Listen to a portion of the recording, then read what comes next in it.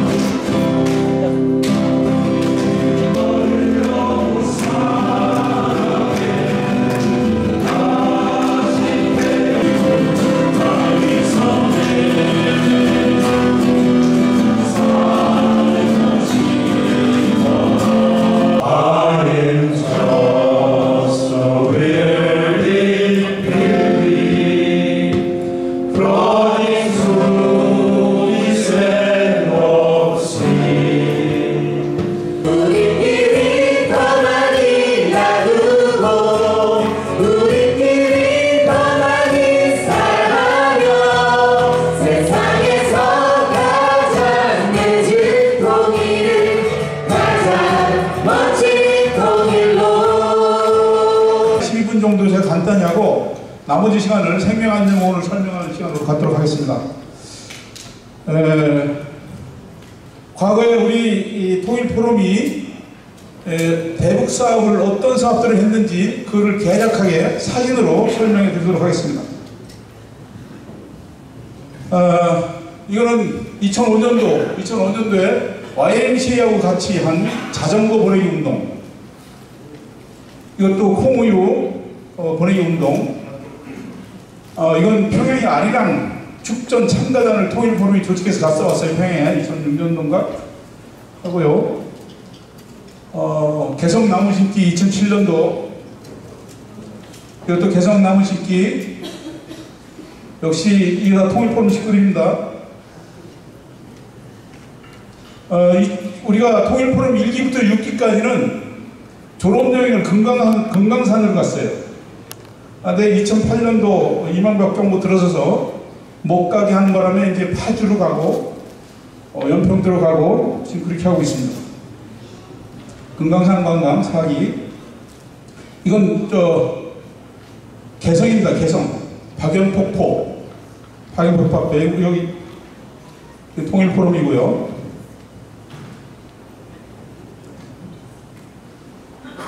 이거는 그 개성에 있는 성균관입니다. 성균관 본류가 개성이에요. 개성 성균관 정문 앞입니다. 경기도 6.15 경기 본부하고 통일포럼, 이제 6.15 경기 본부에서 주관하는 행사에 통일포럼이 대거 참가했었습니다. 마지막으로 한 가지 설명을 드리겠습니다. 통일포럼이 가장 역점을 주고 참가했던 대북 지원 사업이 있습니다. 그것이 평양에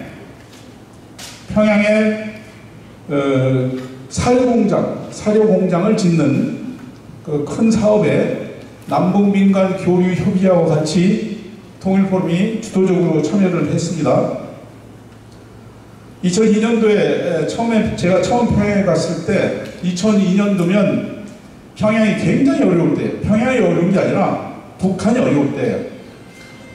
94년도 소위 고난의 행군, 김일성 주석이 돌아가시고 고난의 행군이 일어나서 수십만 명이 굶어 죽고 정말 어려울 때예요.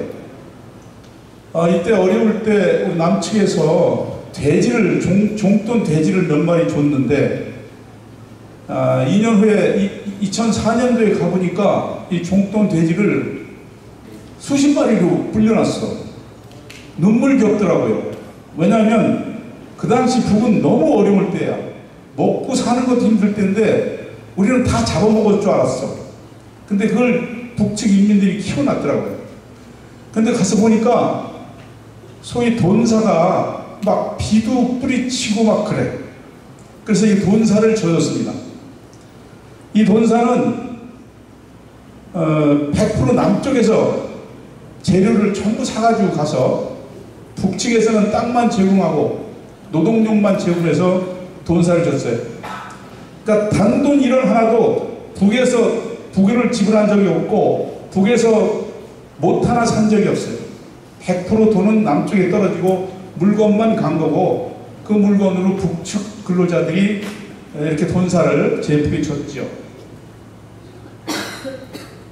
그랬더니 사료가 없어. 사료. 돼지는 많은데 돼지 먹을 사료가 없어. 그 사료 공장을 줘달라고 해서 사료 공장을 짓기 시작했습니다. 이게 사료 공장을 짓던 장면들이고요. 사료 공장을 다 줬어요. 사료 공장이 중복이 됐습니다. 이거 다 안산 사람들이 대부분. 여기 보면 임주승, 박재익, 성무, 이 저고 이 그림이 그래서 그런데 또 하늘풍기의 강신환 목사님, 그 당시 YMCA 이사장이었던 문정희 교수님, 이 다 대부분 안산 사람들입니다. 이 앞에는 북한의 인민들이 한 100여 명 쭉 서서 쳐다보고 있어요. 낭낭한 옷을 입고 우리를 쳐다보고 있었어요. 이게 얼마나 이게 이제 평양에 도착했을 때, 그때는 평양의 순환 비행장이 아주 외소했는데 지금 예시를 보면 평양 비행장이 굉장히 커졌더라고요. 그 당시만 해도 평양에는 국제선이 일주일에 한 편밖에 없었어요. 그날 마침 북경에서 국제선이 오는 날이에요. 그래서 평양 시민들이, 환영객들이 여기 창가에 보면 그 국제선이 일주일에 2번 오는 국제선이 하나가 오는 날이라 환영객들이 이렇게 온 모습들을 볼 수 있을 거예요. 통일포럼이 같이 했던 이 사업이 노동신문에도 나오고요. 여기 접니다, 여기서. 제가 노동신문에도 봤다니까. 통일포럼이 맡은 거는 이겁니다, 이거. 잘 안 났다. 이게 냉동 컨테이너예요. 40푸트짜리 냉동 컨테이너. 그러니까 이게 냉동고입니다. 냉동고. 40푸트. 중고예요. 10년 된 중고. 이거 사는데 2천만 원 들었어요. 여러분 생각해봐. 통일포럼이 2천만 원을 마련하기가 쉽겠어요? 어렵지. 여기 보면 지금 노란 테이프 안에 들어있는 게 안산 통일포럼이라고 써있는 거예요. 지금 뜯어졌는지 모르지만 평양에 저 채로 그대로 세워졌었어요. 이걸 우리가 통일포럼이 맡아서 담당을 했고, 그래서 사료공장을 졌는데 운반하는 지게차가 없다고 또 징징대는 바람에 통일포럼이 그걸 또 맡았어요. 그래서 지게차를 하나 샀습니다. 이것도 중고입니다. 북측에 새거 주지 않았어요. 중고. 이것도 1,000만 원 이상 들었어요. 통일포럼이 또 이모금하느라고 아주 혼났고, 늘 얘기하지만 여기 서울시 회장은, 쭈그리고 앉아있는 서울시 회장은 지금도 그렇지만 시와 안산 특전사 회장이고요. 통일포럼 6기인가? 그렇습니다. 그래서 시와 안산 특전사는 민주특전사다. 늘 그렇게 얘기합니다. 돈을 모으는 데 힘들어서 북측에서 우리한테 준 게 있어요. 이게 북측 그림이고, 또는 그 시화, 이제 그 붓글씨, 또는 자수, 보석화, 이런 것들을 다량으로 북에서 뭘 좀 주고 싶은데 북에서 줄 게 없잖아요. 그러니까 그걸 다량으로 줘서 이걸 표고해가지고 서울하고 안산하고 광주 몇 개 지역에 시화전을 열어서 그 돈으로 마련해서 줬습니다. 한 가지 소개해드리려고 해요. 지금 남북경제교류협력 아카데미 모집한다는 얘기 들었죠? 제가 이 자리에서 분명히 말씀드립니다. 문재인 정부가 남북관계를 이렇게 끌고 가지 않을 거예요. 분명히 문재인 정부 이내에 남북교류가 이루어지고, 특별히 남북경제교류가 이루어질 가능성이 매우 높다, 이렇게 봅니다.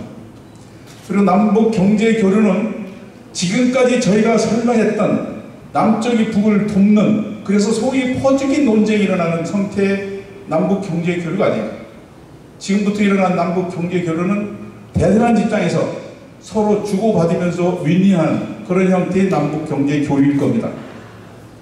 이것이 지금 꽉 막힌 우리 한국 경제를 뚫는 국방 경제가 될 거라고 확신해요.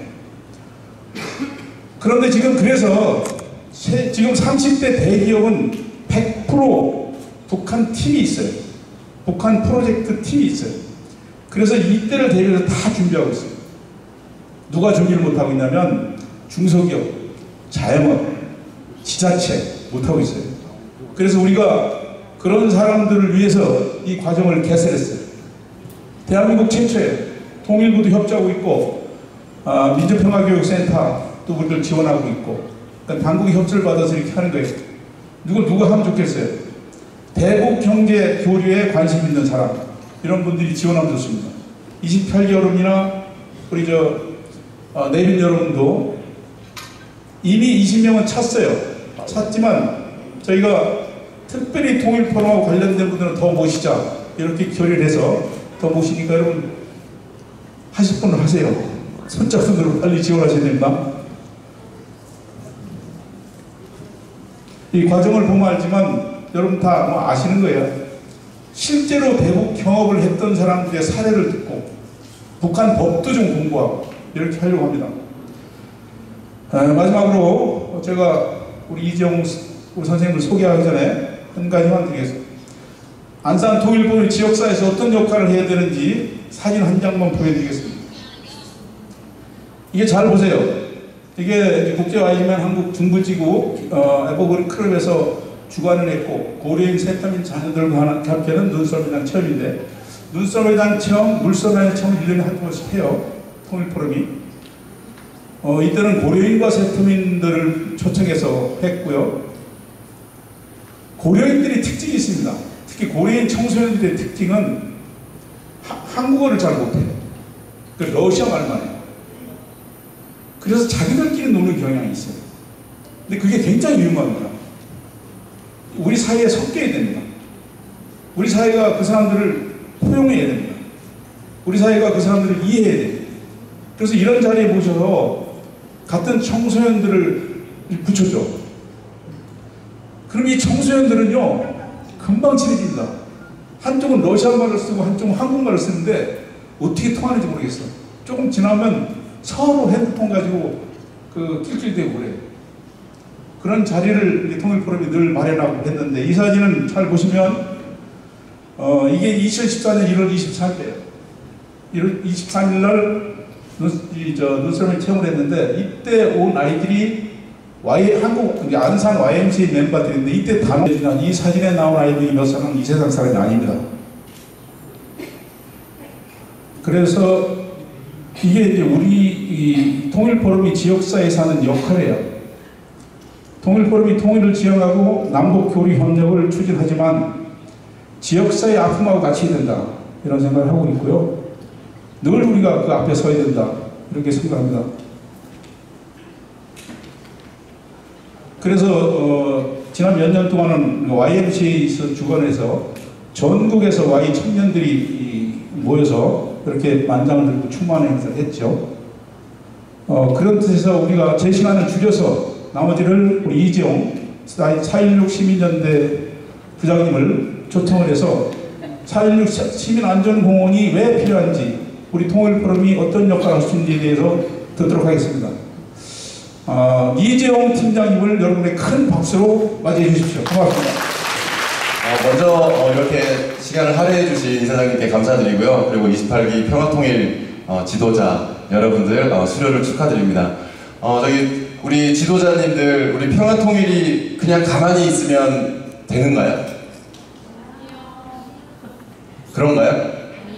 네. 이전에도 평화통일에 대한 이야기들은 많이 있었지만 생각들이 많이 다르고 반대도 있고 또 생각이 다른 사람들도 많습니다.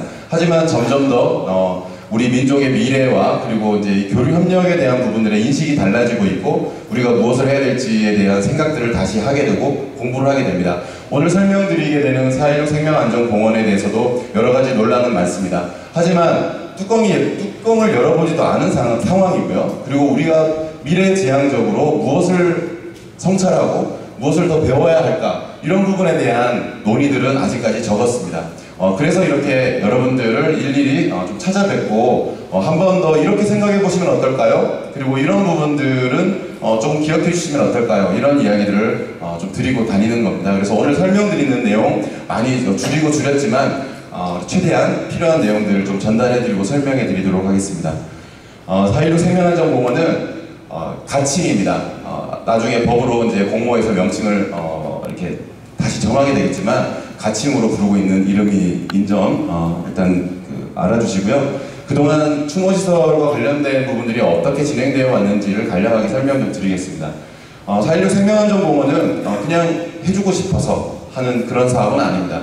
국가의 특별법으로 법률에 정해져 있는 사업으로 국가사업으로 진행이 되는 사업이고요. 그렇기 때문에 지금 현재 저희가 확정되어 있는 부지가 화랑유원지에 들어가 있습니다. 그래서 유원지법과 상충되는 게 아니냐, 근데 지금 특별법으로 마련되어서 진행하는 거기 때문에 법률적으로 문제는 없습니다. 그리고 그간에 안산에서 여러 가지 논의들이 많이 있었습니다. 그리고 주로 입지와 관련된 논란들로만 중심이 되다 보니까 왜 만들어야 하고 이것이 무슨 필요가 있는지 어떤 의미인지에 대한 논의들을 많이 하지 못했습니다. 그래서 입지 선정과 관련된 여러 가지 논의들과 이제 이런 과정들이 수년간 있어 왔고요. 이 5년 동안의 이 과정들 끝에 정부에서 올해 2월 28일 날 확정 발표를 하였습니다. 그래서 입지에 대한 확정 발표를 했고, 그리고 건립 추진 일정들을 발표하게 되었습니다. 그래서 이제 5년이나 지났지만 이제 확정된 일정에 따라서 하나씩 진행이 되고 있습니다. 그래서 올해 2019년도가 공식적으로 추진이 되어가는 첫 해라고 보시면 되겠고요. 면적은 23,000제곱미터가 되고 평수로는 7,000평 정도 규모가 될 예정입니다. 그래서 이후에는 어떤 것들이 진행이 되는지 뒤에서 설명을 해드리겠고요. 그래서 기본 건립을 위해서 안산시는 올해 용역 사업을 진행 중에 있습니다. 그래서 이 용역 사업의 중요한 내용들은 맨 아래에 보시게 되면 기본 건립 계획을 수립하게 되고요. 그리고 내년도에 국제현상 설계 공모가 진행이 됩니다. 그래서 지금 현재 우리 안산에는 국제공모를 통해서 건립된 건물들이 없다고 알고 있는데요. 그래서 이 생명안전공원은 국제공모를 통해서 그 설계를 받을 예정입니다. 그렇기 때문에 보통 설계 공모할 때는 기본적인 지침과 가이드라인이 나가게 됩니다. 이 시설은 어떤 의미를 가지고 있고 어떤 점들을 조금 더 중요하게 고려하고 어떤 점들을 좀 반영해서 지어야 되는지에 대한 기본적인 가이드라인을 제공하게 됩니다. 그래서 지금 현재 이런 많은 의견들을 모아서 그 설계 가이드라인에 저희가 의견을 반영하기 위한 사업을 진행하고 있습니다. 근데 지금 하지 않으면 반영을 할 수가 없게 되는 거죠. 그래서 올해 그런 과정들을 거치고 있습니다. 그러면 이후에는 어떤 일정으로 이게 건립이 이루어지게 되는지에 대해서 말씀드리면 올해 사업비를 확정하게 되고 국가 예산에 반영을 시키게 됩니다. 그렇게 되면 내년도에 국제 설계 공모가 진행이 됩니다. 국제 설계 공모는 기간이 좀 다르긴 하지만 6개월에서 최장 1년까지 걸리기도 합니다. 그래서 설계 공모에서 당선된 자를 중심으로 일부 조정을 통해서 실제로 지을 수 있는 실시 설계 용역을 내년에 하게 됩니다. 그렇게 되면 2021년에 착공을 하게 되고 22년도 연말에 완공되는 이런 것으로 가게 됩니다. 이제는 뭐 찬성이냐 반대냐에 대한 논의를 할 것이 아니라 우리 평화통일처럼 해야지만 되고 하게 된다면 어떻게 우리 민족에게 도움이 될 것인가를 고민하듯이 지금 안산에 이 시설이 들어오게 됩니다. 이 시설이 들어오게 되면 안산에 어떤 것이 도움이 될 것이고, 그리고 우리 대한민국에서 이 시설이 어떤 의미를 가지고 우리가 어떤 미래에 우리의 어떤 그 성찰과 시민들이 이용하는 공간으로 할 것이냐 라는 좀 더 미래지향적인 고민과 논의가 앞으로는 더 많이 필요할 것 같습니다. 부지에 대한 정보를 말씀드리면 화랑유원지 남측 하단에 아무것도 조성되어 있지 않는 미조성 부지 중에 산업역사박물관과 함께 건립이 되어서 아마 전체 모양은 기역자 형태의 모양이 될 것입니다. 그래서 오른쪽은 고잔동 연립 단지고요. 아래쪽은 와스타디움이 있는 그런 위치가 되겠습니다. 그래서 이런 방향이면 어떨까요? 라는 좀 질문을 드리고 싶은데요. 보통 이제 뭐 추모시설, 봉헌시설이라고 하면 저희들이 그동안 기존에 봐왔던 그런 시설들의 모습들만 생각하게 됩니다. 그래서 조금 무채색에 좀 어둡고 부담스러운 이런 것들만 생각하게 되는데요. 저희가 이런 시설을 여기에 유치하고 건립하기 위해서 그렇게 힘들게 보내온 시간들은 결코 아닐 것입니다. 저희가 보통 그동안의 한국 사회에서는 추모시설이라고 하는 경우에는 일부 사람들에게만 필요한 시설로 많이 인식이 되어 있어서 여러 외지로 많이 이렇게 건립하고 보내고 그런 생각들을 주로 많이 하게 됩니다.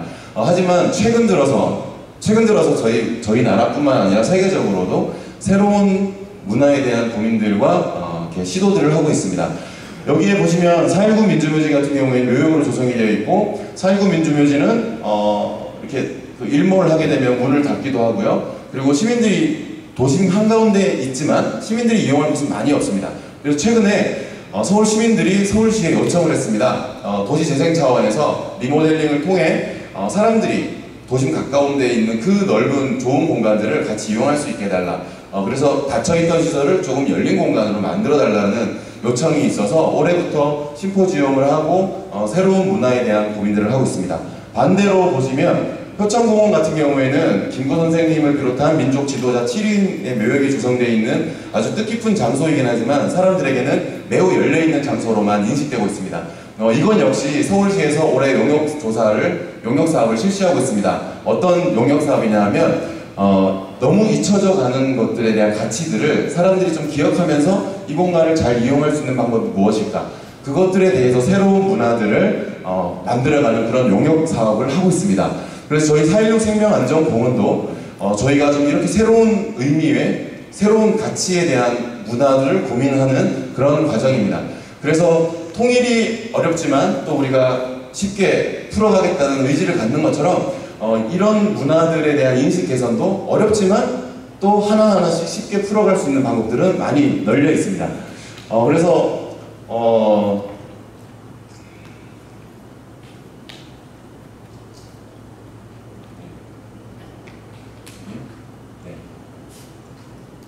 하나가 좀 넘어가긴 했는데요. 최근에 남양주에도 에덴 언덕이라는 새로운 추모시설이 하나 건립됐는데 독특하게도 그 추모시설 앞에 호텔이 지어집니다. 예, 저희 우리나라 건축가가 했는데 호텔이 지어집니다. 그래서 지금까지 우리나라 사람들의 인식에는 어떻게 추모시설 앞에서 이렇게 먹고 마시며 이렇게 할 수 있을까에 대한 부분들을 많이 고민하고 있지만 실제로 지금 그런 문화들이 고민되어져 있고 새로운 문화들, 미래의 어떤 그런 문화들로서는 그런 것들이 많이 고민되고 있습니다. 그리고 그 묘지경관에 관한 법률 개정안이 국회에 올라가 있긴 하지만 아직 처리가 되지는 않고 있습니다. 그게 어떤 부분이냐면 하나의 문화시설로 같이 이용할 수 있게 하는 취지의 법률 개정안인데 아직까지 우리나라에서는 그 인식을 쫓아가지 못하고 있는 것이 사실입니다. 그래서 기본적으로 추모시설이기 때문에 기업 공간이어야 하고요. 좀 더 새로운 방식의 추모 공간이 되어야 하지 않을까라는 그런 좀 생각들을 해봅니다.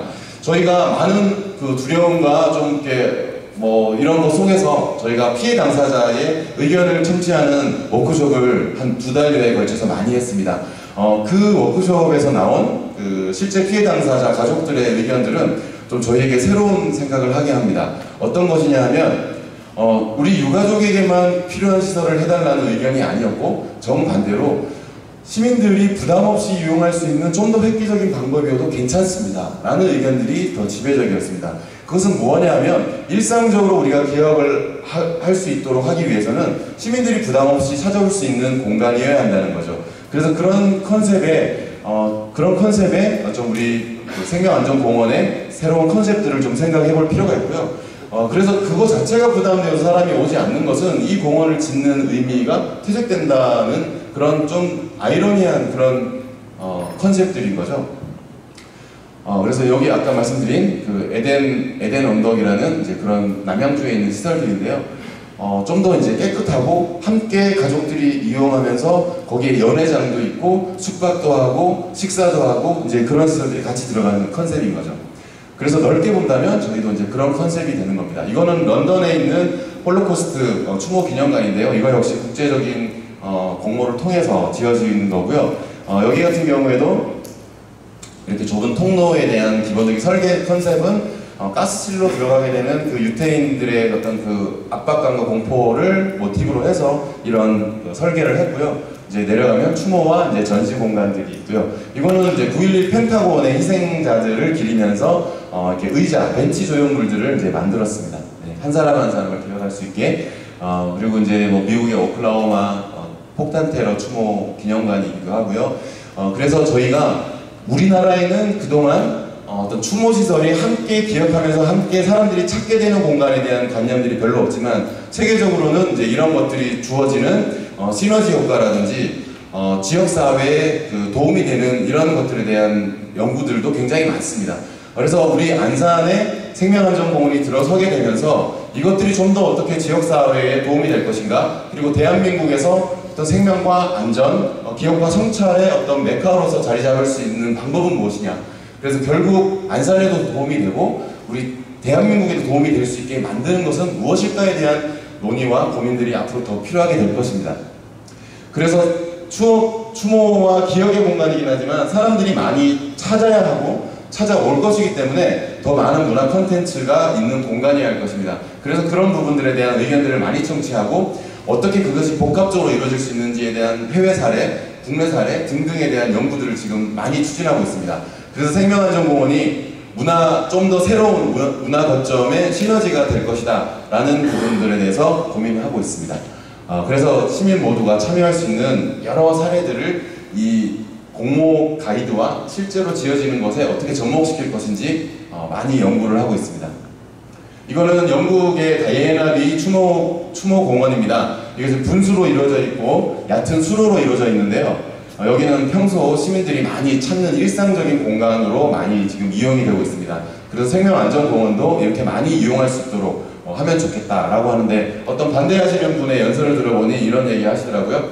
이거를 사례로 들고 있는데 이렇게 넓은 잔디밭을 만들 수 있느냐? 거짓말이다! 이렇게 얘기하시는데 컨셉을 얘기하는 겁니다. 네, 그리고 이건 뉴욕의 브라이언트 공원이라고 하는데 예전 1970년대에는 불황자의 묘지로 사용되다가 매우 어둡고 암울한 이런 공간이었는데 새롭게 녹지를 조성하고 여러 공연과 콘테스트, 페스티벌 등을 유치하면서 지금은 일상적으로 이용하는 공간들이 됩니다. 그래서 지금 우리가 그 넓은 화랑유원지의 리모델링도 추진하고 있지만 생명안전공원이 조금 더 새로운 모습으로 탈바꿈하고 시민들의 일상적인 공간, 문화 공간이 될 수 있는, 그러면서 문화 공간을 즐기면서 그리고 그 의미와 성찰에 대한 기억을 할 수 있는 공간으로 지금 고민하고 있습니다. 그래서 국내에는 사례가 별로 없는 새로운 문화의 장소로 지금 저희가 많이 고민하고 있고 추진될 수 있도록 의견들을 많이 수렴하고 있습니다. 그리고 이제 아이들과 가족들이 많이 찾는 공간이기 때문에 요즘 안전 놀이터, 모험 놀이터 이런 것들도 지금 많이 고민하고 있고요. 직접 할 수 있는 체험, 그리고 안산에는 없던 시설, 사람들이 또 편히 찾을 수 있는 공간들에 대한 고민들도 같이 하고 있습니다. 그리고 이제 청소년들의 꿈과 끼를 마음껏 발산할 수 있는 이제 그런 공간이었으면 좋겠다고 하는 바람도 있고요. 그리고 이제 그 편히 이용할 수 있는 그런 공간으로 좀 지역사회에 좀 기여를 하면 좋겠다는 생각을 하고 있습니다. 네, 이건 스페인에 있는 이제 유스 팩토리라는 이제 그런 공간인데요. 여기도 유명한 디자이너가 이제 건축을 하게 되면서 이 자체로 랜드마크가 되고 유명세를 타서 사람들이 찾아오는 그런 공간들이 되었습니다. 그리고 안산의 좀 미래의 하나의 새로운 좀 도화선 실마리가 되면 좋겠다라는 생각을 합니다. 이거는 안산시에서 발표한 보도자료에 기반해서 구성을 해봤습니다. 현재 생명안전공원과 산업역사박물관이 들어오고요. 그리고 이제 청소년 워크숍도 같이 진행하고 있습니다. 많은 시민들에게 알려드리고 의견을 듣기 위해서 진행하는 것인 만큼 좀 많이 좀 요청해 주시고 좀 찾아주시면 감사하겠습니다. 충분한 설명이 되지 못했을 수도 있겠지만 이후에 좀 더 기회가 닿는다면 더 찾아뵙고 의견 듣도록 하겠습니다. 그래서 저희 드리는 말씀은 여기서 마치도록 하겠습니다. 감사합니다.